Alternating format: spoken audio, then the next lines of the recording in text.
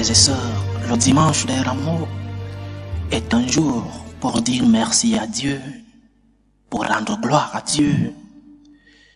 Rendre gloire à Dieu comme l'ont fait les personnes de toutes sortes qui étaient à Jérusalem et qui ont vu entrer le Fils de Dieu dans la ville, qui l'ont applaudi.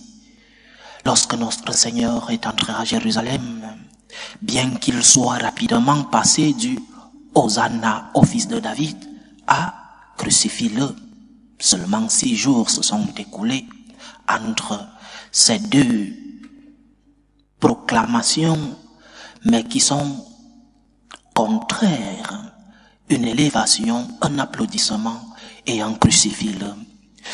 L'Église nous propose à juste titre aujourd'hui la lecture de la Passion, le récit de la Passion de notre Seigneur.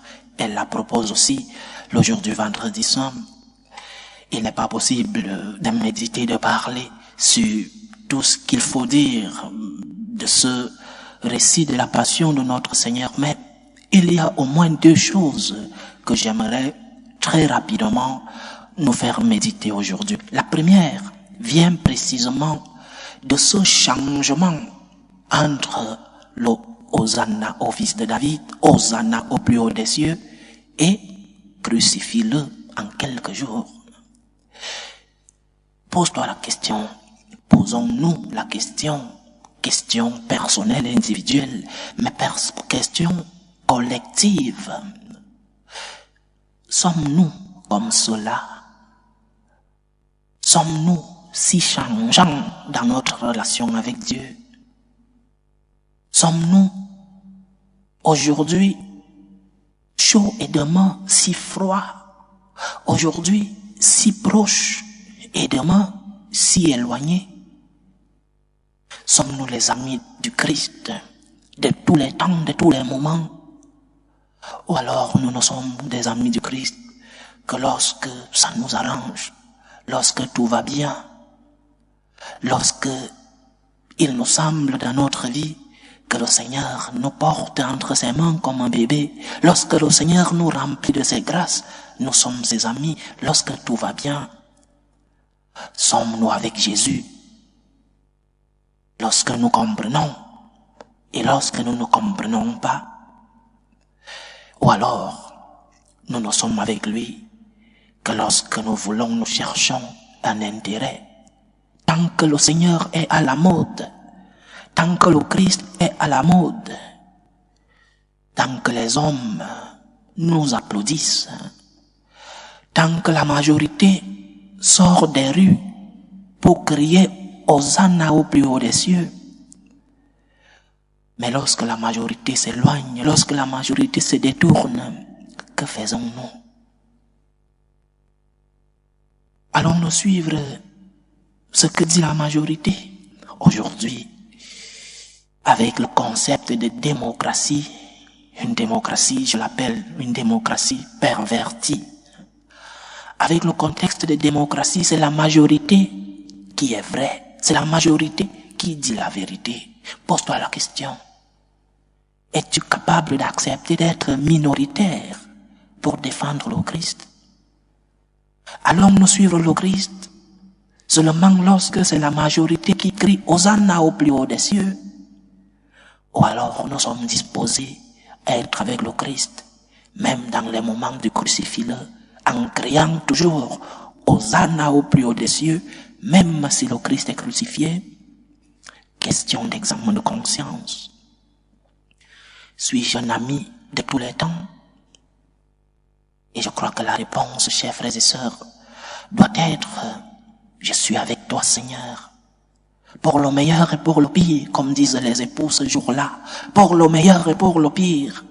Au jour du dimanche des Rameaux et au Vendredi Saint, je suis avec toi, Seigneur. Je suis avec toi lorsque tout va bien. Je veux être avec toi dans les moments de difficulté, dans les moments de croix. Je veux être avec toi lorsque tout le monde crie Hosanna au plus haut des cieux. Je veux être avec toi. Et ne pas crier crucifie-le, sinon continuer de crier Hosanna au plus haut des cieux, même lorsque tu es crucifié. Dans les bons et dans les mauvais moments, lorsque je comprends tes plans dans ma vie, mais aussi lorsque je ne comprends pas tes plans. Je ne comprends pas tes plans par cette maladie qui me ronge. Je ne comprends pas tes plans par cette personne qui est morte dans ma famille. Je ne comprends pas tes plans par mes enfants qui se sont éloignés de toi. Seigneur, je ne comprends pas tes plans. Mais je crie Hosanna au plus haut des cieux. Je veux t'aimer, Seigneur, même lorsque je ne te comprends pas. Je veux t'aimer, Seigneur. Je veux t'adorer, Seigneur, même lorsque tout le monde s'est éloigné de toi.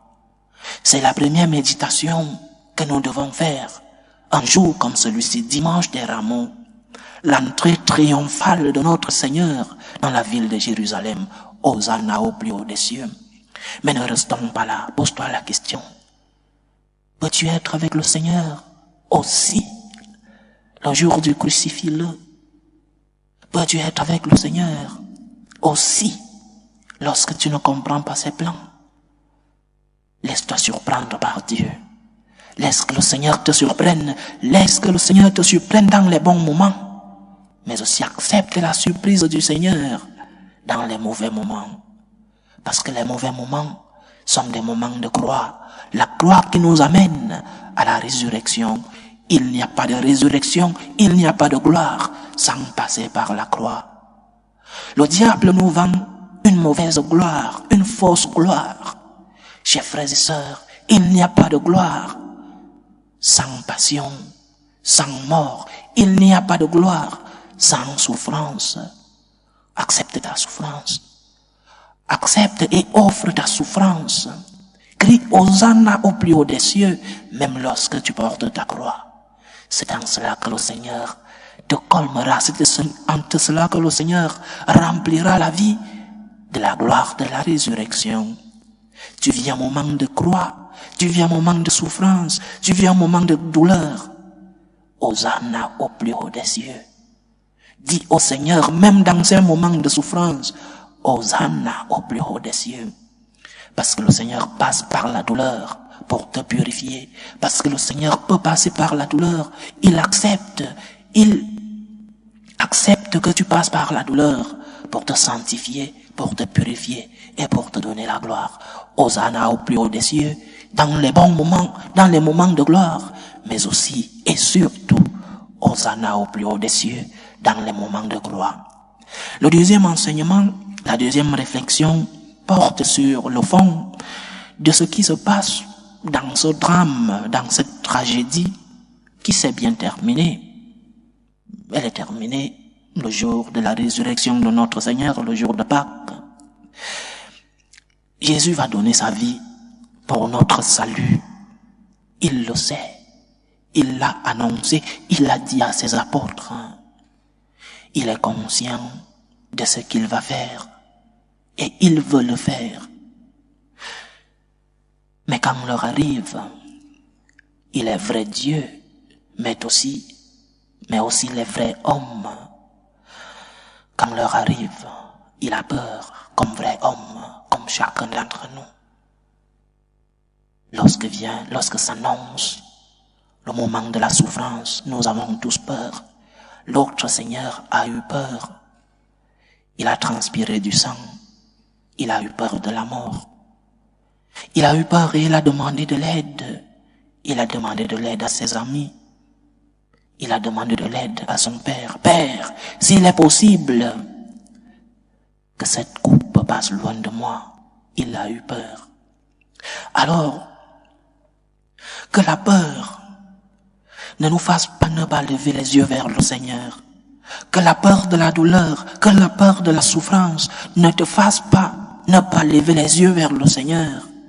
Que la peur ne te trouble pas, que vos cœurs ne tremblent pas, nous a dit le Seigneur. Cette croix que tu portes fait peur, oui. Cette croix que tu portes fait peur à tout le monde. La croix de la maladie fait peur. La mort qui s'approche fait peur. Lorsque des tiens vivent dans les moments de difficulté, ça te fait peur. Mais que la peur de la souffrance ne t'aveugle pas. Que la peur de la souffrance n'aveugle pas ton cœur. Dis-lui, Seigneur, s'il est possible, éloigne de moi cette coupe. Mais le Seigneur ne s'est pas arrêté à la peur. Il a continué. Entre tes mains, je remets mon esprit. Confiance. Fais confiance en Dieu. Fais confiance à ton Créateur. Fais confiance à ce Dieu qui est mort pour te sauver. Fais confiance à ce Dieu amour. À ce Dieu qui t'a démontré tout l'amour qu'il a pour toi. Qui t'a montré tant de signes de son amour pour toi. Il mérite ta confiance. Il a le droit de recevoir de toi confiance. Ne tourne pas le dos, Seigneur, parce que vient le moment de la croix. Ne tourne pas le dos, Seigneur, parce que tu ne comprends pas ses plans dans ta vie. Ne tourne pas le dos, Seigneur, parce que la souffrance de la maladie te fait fléchir. Ne tourne pas le dos, Seigneur. Sois attentif à son cri. Sois attentif à sa demande d'aide. Il a demandé de l'aide. Il y a une manière spéciale d'être à côté de Jésus lorsqu'il a besoin de nous. Il te demande de l'aide. Il a demandé de l'aide à ses apôtres. Il nous demande de l'aide. Es-tu prêt à aider le Seigneur? Es-tu prêt à accompagner le Seigneur? Le Christ a demandé de l'aide à son Père. Et une manière pour nous d'accepter l'aide de Jésus, c'est que ta volonté soit faite, Seigneur. Accepte la volonté de Dieu. Accepte la volonté de Dieu dans ta vie. Accepte, fais confiance en ce Dieu si bon dans ta vie. Mais chaque fois, lorsque nous vivons des moments difficiles dans la vie, ne doutons pas. Ne renie pas le Seigneur. Ne te sépare pas de Dieu parce que tu vis un moment de trouble, un moment de crise. Ne te sépare pas de Dieu. Ne t'éloigne pas de lui. Ne lui dis pas, si tu es Dieu, sauve-toi et sauve-nous, comme le mauvais larron. Ne lui dis pas ça. C'est une insulte à notre Seigneur. Dis-lui, Seigneur, je sais que tu es Dieu. Je sais que tu es tout-puissant. Je sais que tu peux m'aider dans cette situation. Et pendant que j'attends ta réponse, Seigneur, j'ai confiance en toi. Entre tes mains, je remets mon esprit. Que le Seigneur nous aide. Qu'il nous aide à porter nos croix. Qu'il nous aide à lui faire confiance dans les moments troubles de nos vies. Qu'il nous aide à accepter les crises. Parce qu'il n'y a pas de gloire sans résurrection. Ne doute pas de l'amour de Dieu. Même si tu ne comprends pas ses plans, dis-lui, Seigneur, que ta volonté soit faite. Entre tes mains, je remets cette situation. Entre tes mains, je remets mon esprit. Loué soit Jésus-Christ. À jamais.